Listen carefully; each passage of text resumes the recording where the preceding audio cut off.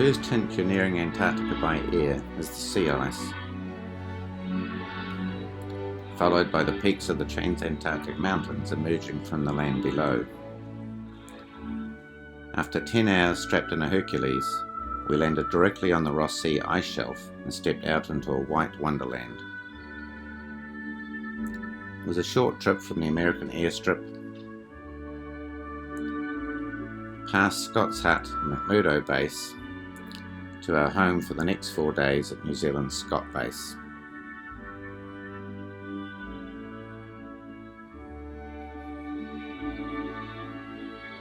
Our main transport was by helicopter, which took us to visit a number of New Zealand scientists at their field stations,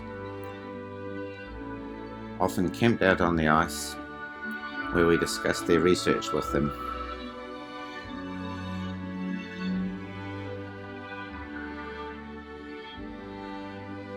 And admired the views.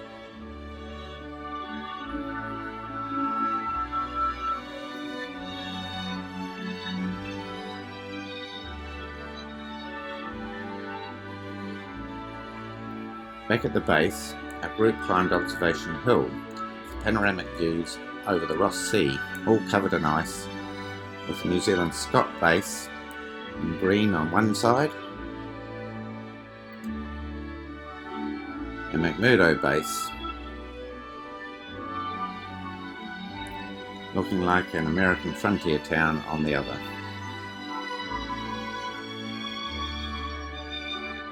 The following day we headed off across the Ross Sea to the mainland.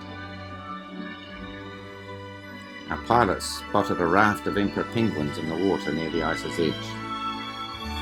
He put us down on the ice near the edge and the penguins came out to see us.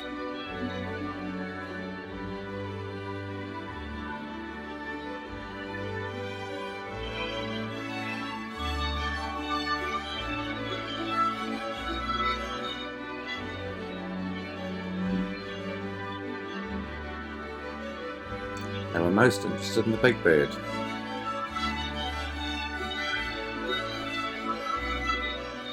And the strange mammals and penguin suits.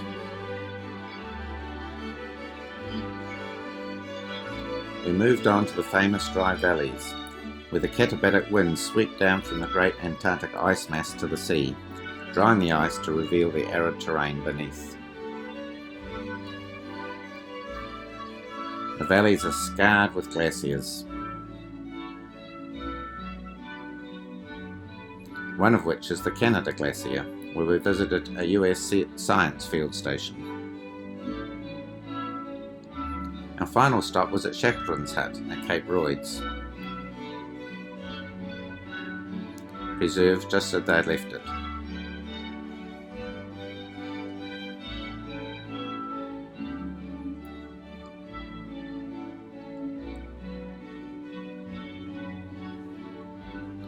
Nearby we visited another New Zealand scientist studying the Weddell seal mothers nursing their pups.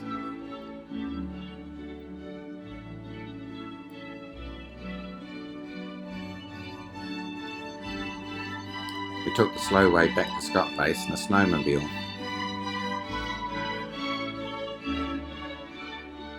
On our final evening, I headed out with the group to explore the ice pressure ridges, where the Ross Sea ice pushes up against the land.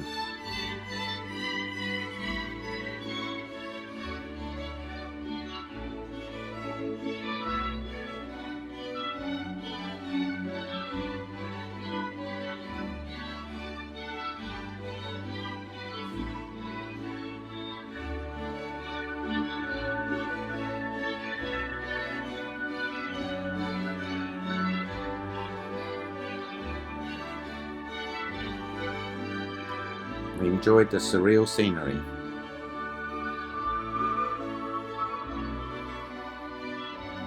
In the midnight sun.